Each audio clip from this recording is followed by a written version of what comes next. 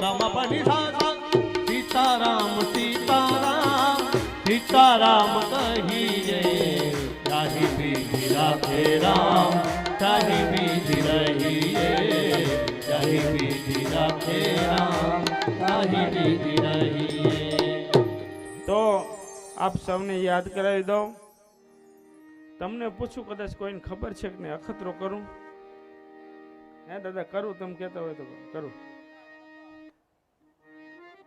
આપણે એક રોજ લઈએ છીએ, ખબર છે ને, સરદારના રેડી। એટલે એ તો હું જરીક બોલી ગયો તો હમણાં પહેલા જ। તો